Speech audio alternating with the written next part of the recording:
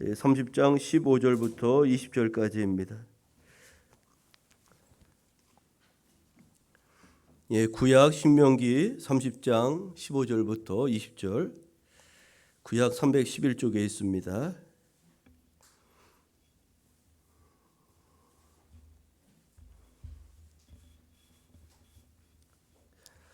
제가 말씀을 봉독하겠습니다. 보라, 내가 오늘 생명과 복과 사망과 화를 네 앞에 두었나니 곧 내가 오늘 네게 명령하여 네 하나님 여호와를 사랑하고 그 모든 길로 행하며 그의 명령과 규례와 법도를 지키라 하는 것이라. 그리하면 네가 생존하며 번성할 것이요 또 네 하나님 여호와께서 네가 가서 차지할 땅에서 네게 복을 주실 것임이니라. 그러나 네가 만일 마음을 돌이켜 듣지 아니하고 유혹을 받아 다른 신들에게 절하고 그를 섬기면 내가 오늘 너희에게 선언하노니 너희가 반드시 망할 것이라. 너희가 요단을 건너가서 차지할 땅에서 너희의 날이 길지 못할 것이니라.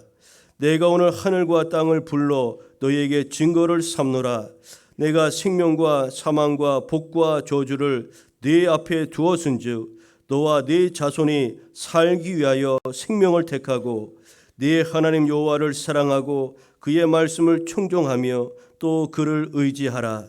그는 네 생명이시요 네 장수이시니 여호와께서 네 조상 아브라함과 이삭과 야곱에게 주리라고 맹세하신 땅에 네가 거주하리라. 아멘. 오늘 우리가 읽은 신명기 30장 15절 이하의 말씀을 중심으로 생명과 복을 택하라, 그런 제목으로 말씀을 나누고자 합니다. 여러분, 지난주 초에 터키와 시리아 경계 지역에서 연이어 진도 7.8 또 7.5의 강진이 계속 발생하여 엄청난 지진 피해가 지금 이제 발생하였습니다. 어제까지 2만 4천여 명이 사망하였고 사망자 수가 10만 명을 넘어 20만 명에 이를 것이라는 그런 안타까운 소식이 계속해서 들려오고 있습니다. 여러분, 이 지진이 발생한 지역이 어딘가 여러분이 궁금하실지 모르겠지만 사도 바울이 이제 전도 여행을 했던 시리아 안디오 그 인근입니다. 그러니까 아주 가까운 곳이죠.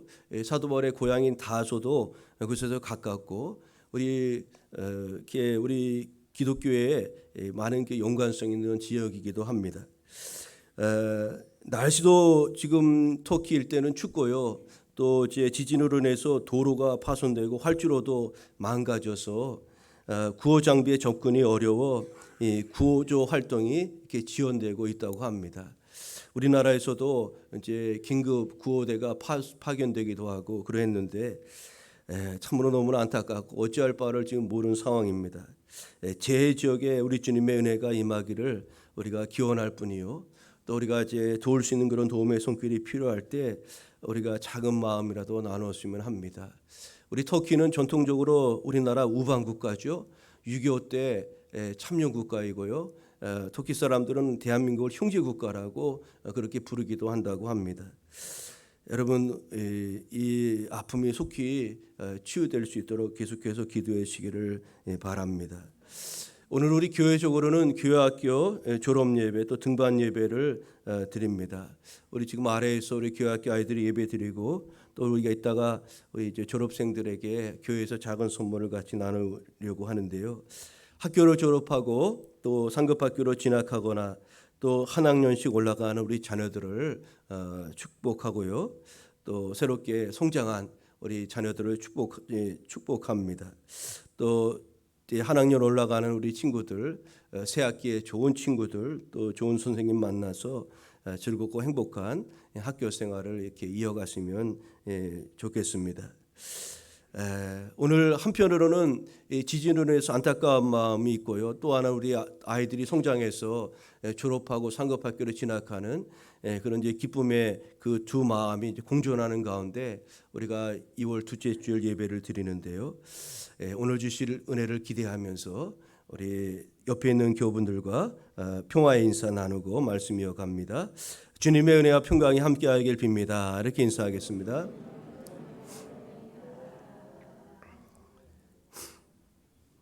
예, 오늘은 우리 주님께서 빛으로 세상에 오신 주연절 후 6번째 되는 주일입니다. 이제 다음 주가 주연절 후 마지막 주일이 되고 이제 그 다음 주부터 사순절이 시작됩니다.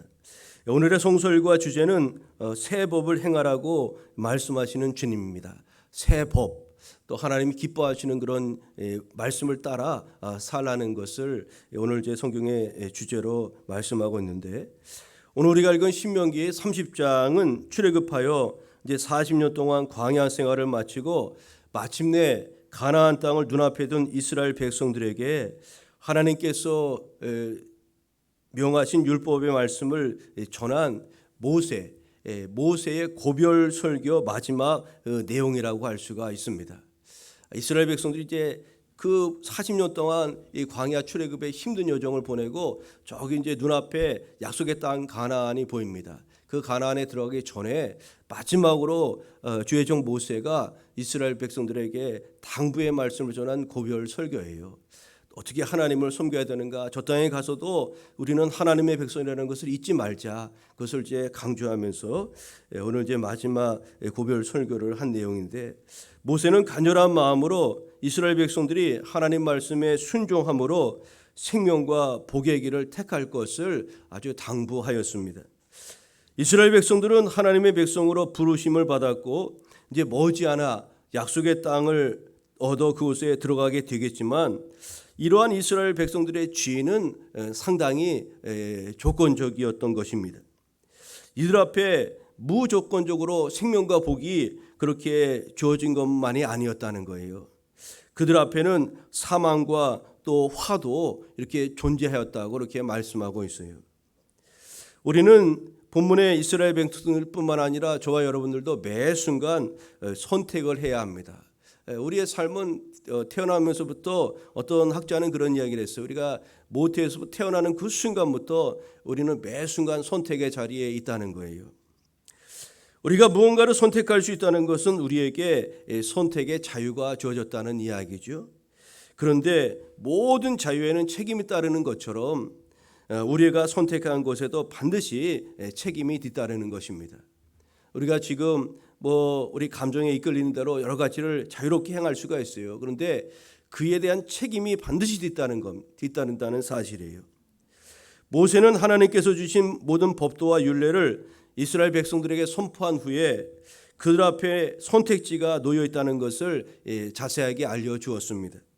그들 앞에 놓여진 것은 크게 두 종류였는데, 하나는 생명과 복이라는 것이었고 또 다른 하나는 사망과 화라고 그렇게 일러 주었습니다.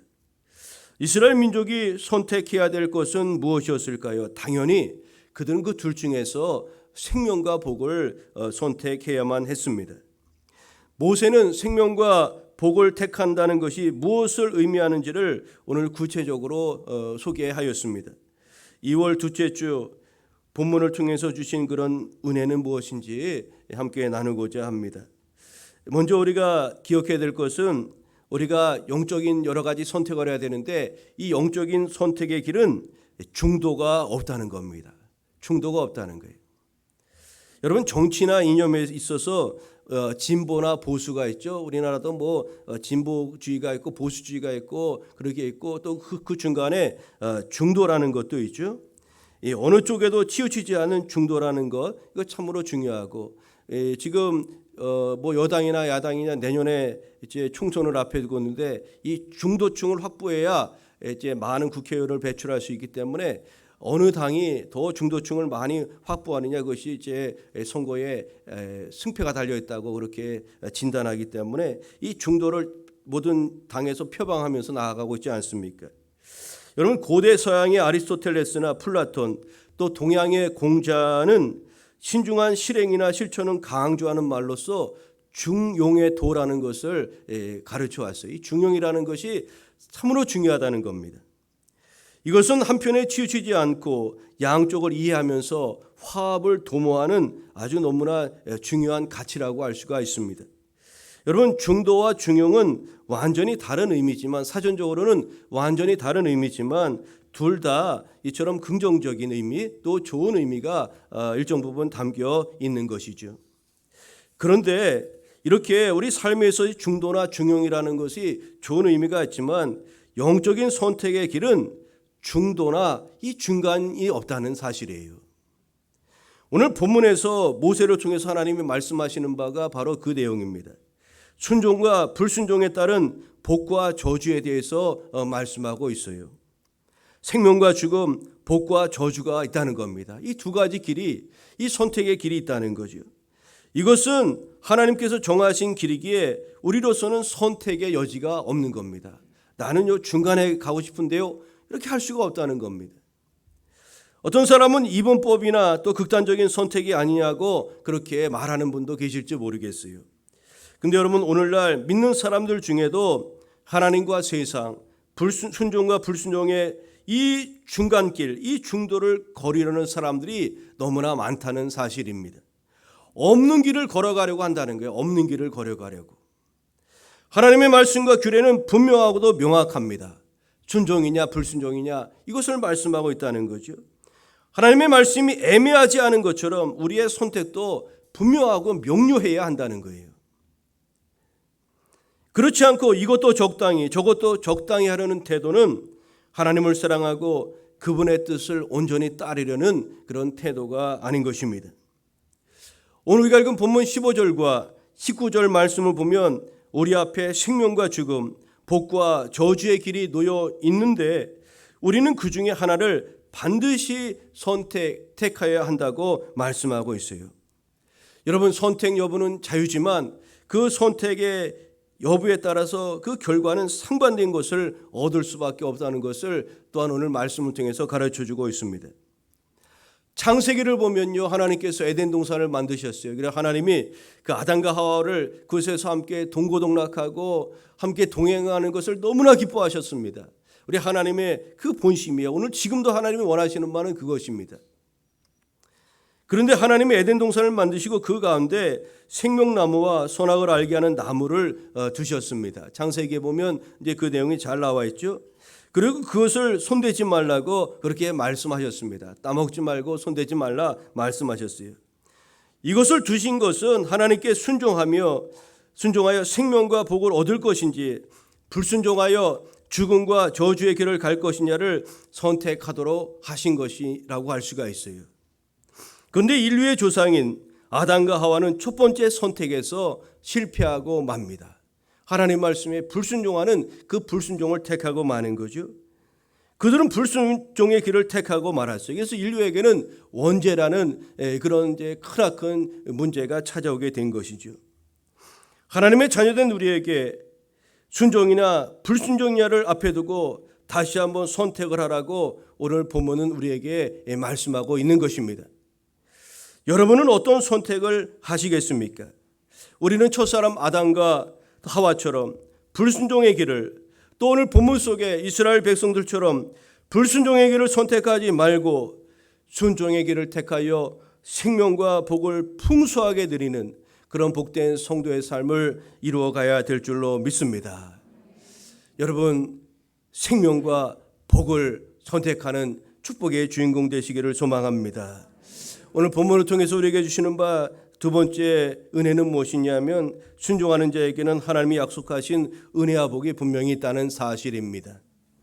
오늘 본문 말씀을 보면 하나님 말씀에 순종하는 것은 생명과 복을 얻는 길이며 하나님에 대한 사랑의 표현이라고 그렇게 모세는 소개하고 있습니다.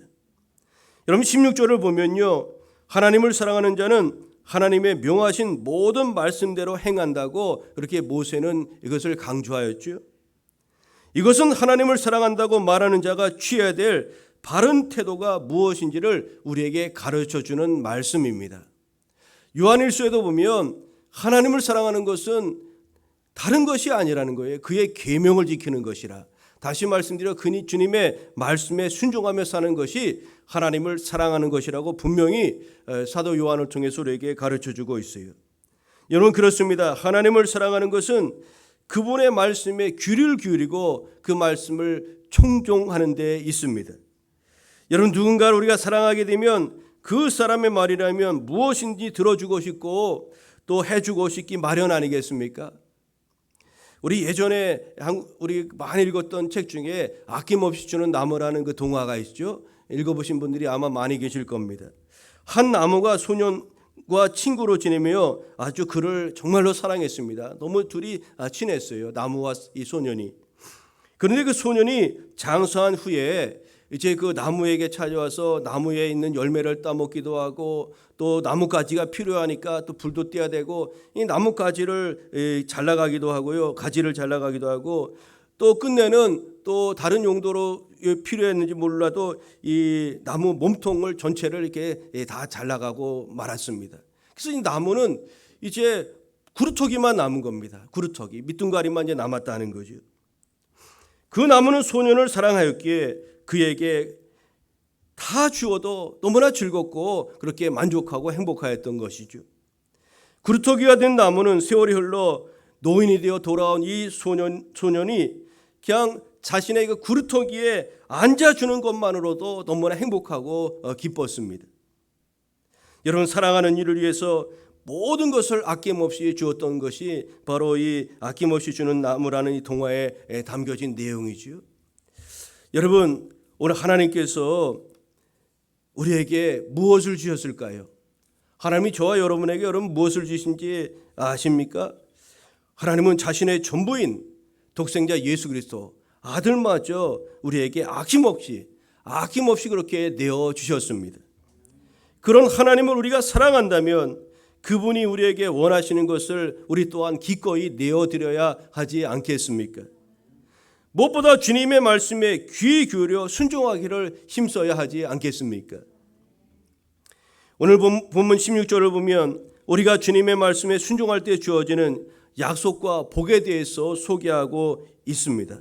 우리 16절 말씀을 오늘 우리에게 주시는 그런 축복의 말씀으로 받으면서 이 말씀을 같이 한번 읽겠습니다. 16절 곧 시작. 곧 내가 오늘 네게 명령하여 네 하나님 여호와를 사랑하고 그 모든 길로 행하며 그의 명령과 규례와 법도를 지키라 하는 것이라. 그리하면 네가 생존하며 번성할 것이요 또 네 하나님 여호와께서 네가 가서 차지할 땅에서 네게 복을 주실 것임이니라. 아멘. 여러분, 우리가 이 말씀은 우리의 신앙생활과 복의 상관관계를 가르쳐주는 그런 말씀이기도 합니다. 그런데 우리가 이 말씀을 오해하지 말아야 될 것이 있는데, 모세는 오늘 본문 말씀을 통해서 우리 신앙생활의 목적을 하나님을 사랑하고 그분의 명령과 규례와 법도를 지키는 것임을 분명하게 소개하고 있는 겁니다. 우리가 하나님을 신앙생활하는 것, 믿음생활하는 것의 목적은 여기 있는 겁니다. 신앙생활을 잘하면 그 상급으로 우리 현실적인 그런 복과 또 은혜가 임하게 된다는 것을 우리에게 알려주는데, 우리는 이 말씀을 오해한다는 거예요. 이걸 거꾸로 역으로 생각하는 경우가 많이 있다는 겁니다. 즉 우리 가운데 일어나는 여러 가지 현실적인 그런 복은 우리 신앙의 목적이 아니라 바른 신앙, 바른 믿음에 따른 하나님이 주시는 상급이라는 것을 우리는 꼭 잊지 말아야 한다는 사실입니다. 여러분, 그렇습니다. 하나님은 성경을 통해서 하나님 말씀에 순종하는 참 신앙을 가질 때, 참 믿음을 가질 때 우리 삶에 복을 더해 주신다고 말씀하셨지, 현실의 복을 받기 위해서 하나님을 믿으라고 그렇게 말씀하지 않으셨다는 거예요.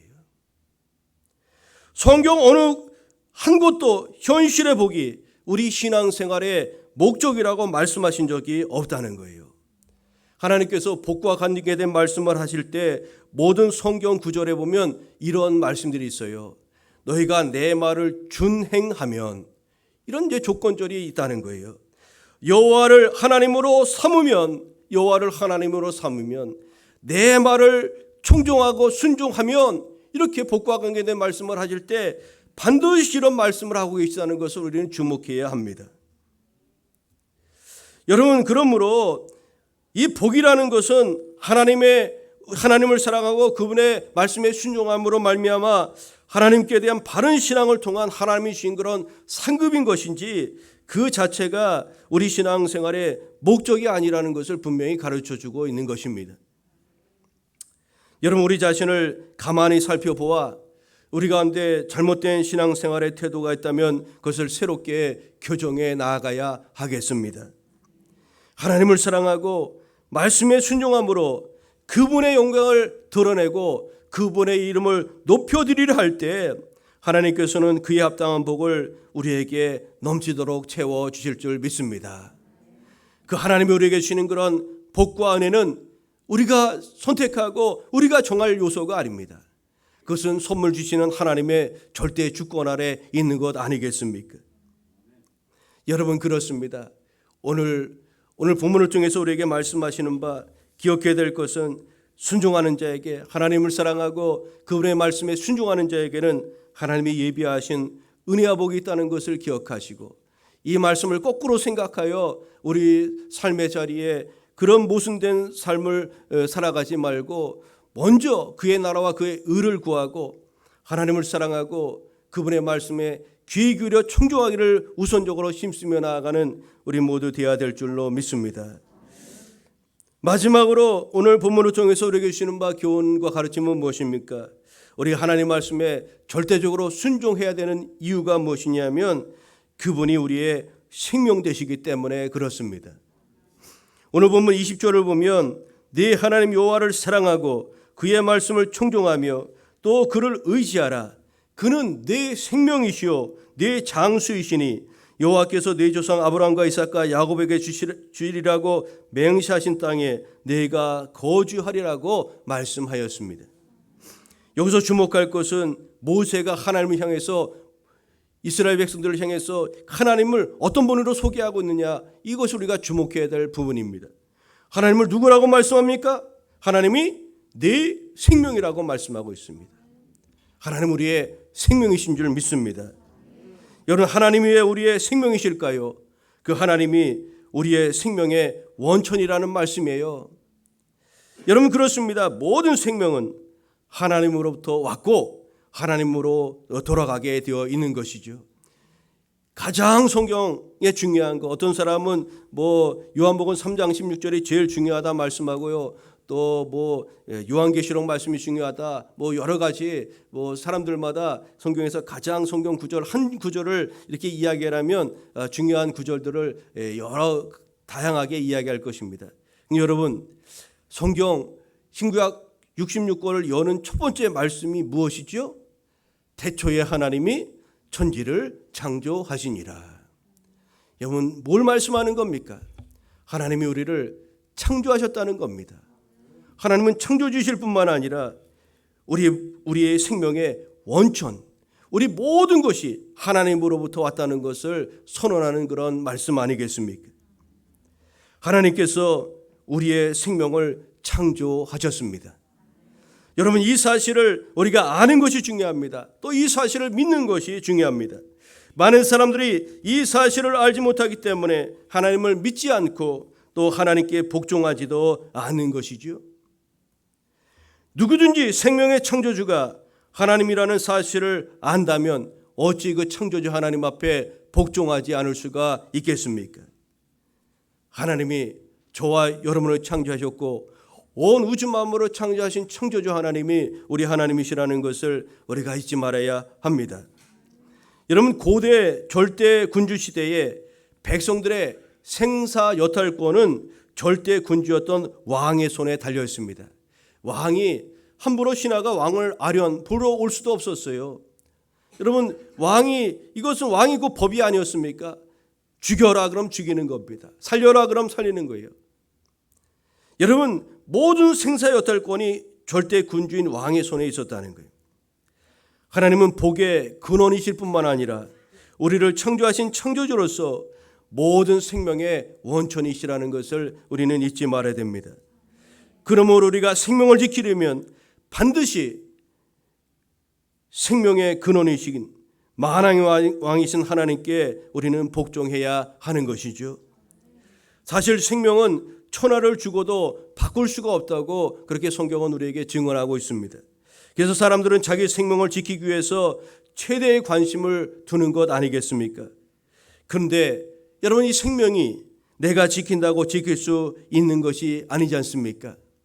우리는 이번 근본 지진과 같은 자연재해 앞에서 우리 인간이 얼마나 연약하고 미력한 존재인지를 참으로 체험하고 또 목도하고 있습니다. 생명의 원천이신 하나님께서 오늘이라도 우리의 생명을 거두시면 우리는 이 땅에서의 삶을 그냥 오늘 이 시간에 마감할 수밖에 없는 것입니다. 그러나 하나님은 당신을 사랑하며 말씀을 충종하고 의지하는 사람들의 생명을 지키사 오늘 장수하게 하신다고 그렇게 말씀하고 있지 않습니까? 그는 내 생명이시요 내 장수이시니 우리의 생명의 주관자가 하나님께 있다고 말씀하고 있는 겁니다. 우리가 병들어 연약하지만 그러나 우리를 치유하고 고칠 수 있는 분도 하나님이시요, 또 우리가 지금 아무리 건강하고 우리의 건강과 힘을 자랑한다 할지라도 한순간에 넘어질 수밖에 없는 연약한 존재가 우리라는 것을 우리는 잊지 말아야 하는 것입니다. 세상에는 하나님을 사랑하지도 않고요, 그분의 말씀에 순종하지도 않으면서 이 땅에서 풍요롭게 살고 또 장수하며 살아가는 사람들도 의외로 많이 있습니다.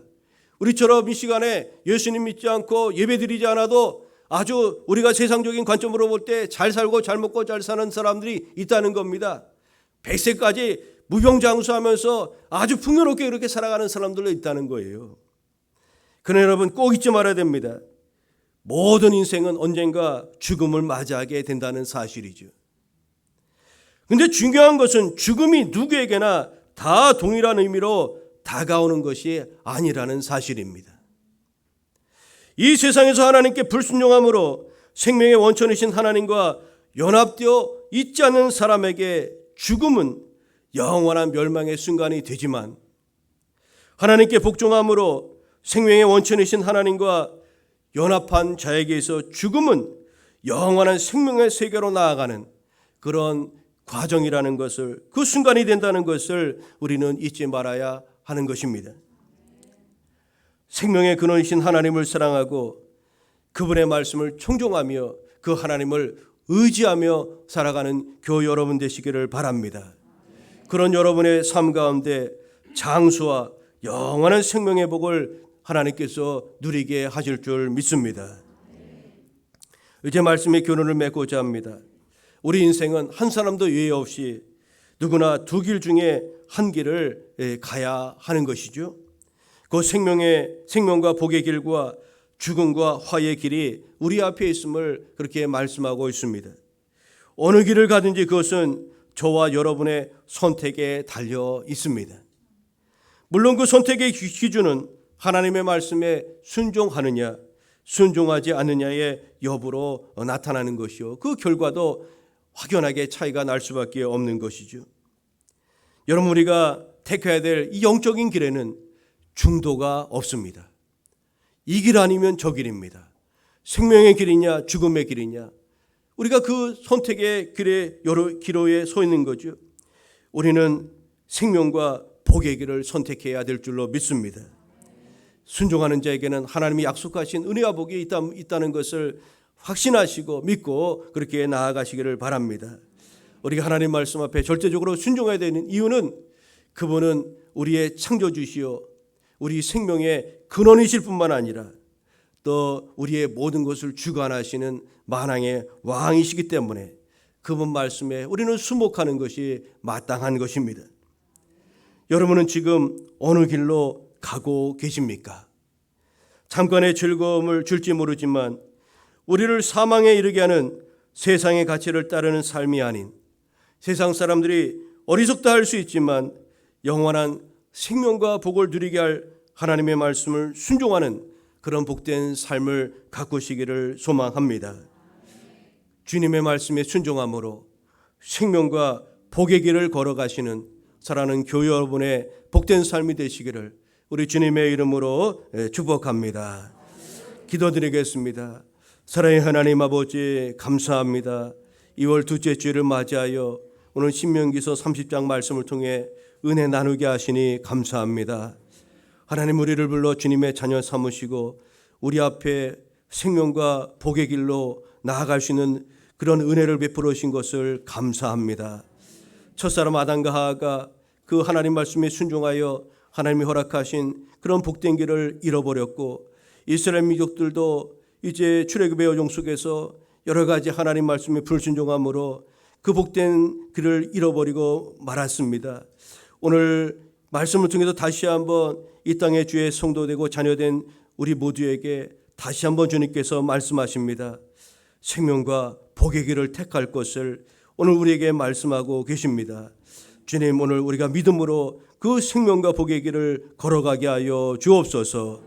하나님을 사랑하고 주님의 말씀을 청종하고 그 말씀에 순종함으로 우리의 삶이 주께서 오늘 말씀하신 것처럼 정령 생명과 복된 길이 되어 줄 수 있도록 인도하여 주옵시고, 우리 하나님은 약속에 신실하시고 말씀하신 것은 반드시 이루시는 분이시라는 것을 오늘도 믿기에, 오늘도 우리가 주의 말씀에 순종하는 자에게 약속하신 그 복된 길을 바라보며 나아가는 우리 모두 되어 줄 수 있도록 주님 인도하여 주옵소서. 감사드리오며 예수님의 이름으로 기도하옵나이다. 아멘.